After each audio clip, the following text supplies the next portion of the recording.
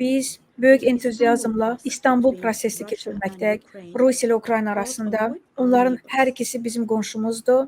Birbaşa danışıqlar vasitəsilə biz bir neçə dəfə əsir mübadiləsi həyata keçirmişik. Müharibənin heç vaxt qalibi olmur və ədalətli sülhün heç vaxt uduzanı olmur. Bu arada biz tərəflərə hələ lap əvvəldən Azərbaycanla Ermənistan arasında sülhə çalışmışıq. Biz çox şadıq ki, avqustun 8-i Vaşinqtonda atılan addımlar iki ölkə arasında Azərbaycan Ermənistan arasında sülhə xidmət edəcək. Və mən təbrik etmək istəyirəm Azərbaycan prezidenti İlham Əliyevi və baş nazir Nikol Paşinyanı təbrik edirəm və Amerika prezidenti Donald Trumpı ki, bu prosesə rəhbərlik etdi və mən onları təbrik etmək istəyirəm. Və Ermənistanla Türkiyə arasında münasibətlərin normallaşdırılması da planlaşdırıldığı kimi həyata keçirilməkdədir. Ümumiyyətlə, Cumhurbaşqanı Erdoğan BMT veteranıdır. O, BMT Baş Assambleyasının tədbirlərini buraxmır. İlham Əliyev gəzəndə, yatanda və s. Cumhurbaşqanı Erdoğan həmişə New Yorka gəlir, həmişə Baş Assambleyada iştirak edir, həmişə Azərbaycanla danışır. Bax, Azərbaycan torpaqları işğalda olanda da danışırdı ki, Azərbaycanın ərazisinin 20% işğal altındadır. Müharibədə olanda da danışdı, müharibə bitdi də danışır. Bax, bu baxımdan həqiqətən də dost həmişə dostdur. Və eyni zamanda New Yorkda o hər il Türkiyə cəmiyyəti ilə də görüşür, danışıqlar aparır.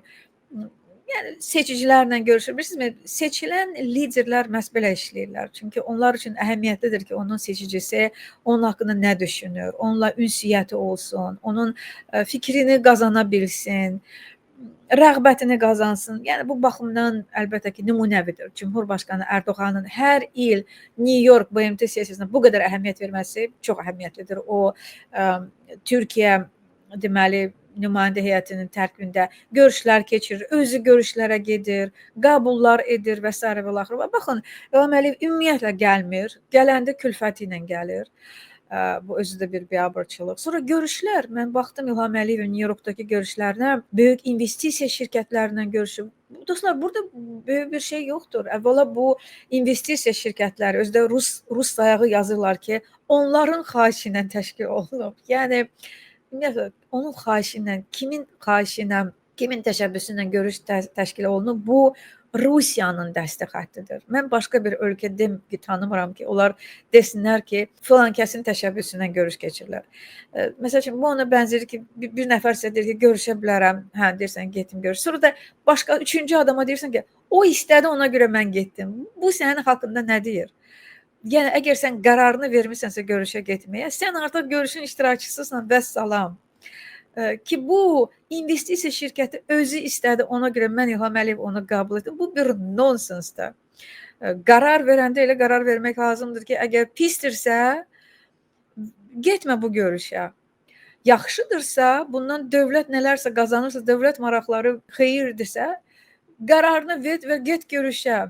Yoxsa bu Rusiya fason demək ki, mən istəmirdim, o məndən görüş istədi və mən bu görüşə getdim. Və bilirsinizmi, bu adamlar investisiya şirkətləri, 3 investisiya şirkətinin rəhbərlə görüşüb New Yorkda. Əvvəla mən bilmirəm ki, bu görüşləri İlham Əliyev məhz dövlət məmuru kimi mi keçirib, yoxsa ki, özəl biznesi ilə bağlı mı keçirib? İstənilən halda bu şirkətlər əgər belə əhəmiyyətlidirlərsə, onlar buyursunlar, gəlsinlər Azərbaycana, Bakıda, paytaxtda keçirsinlər bu görüşləri.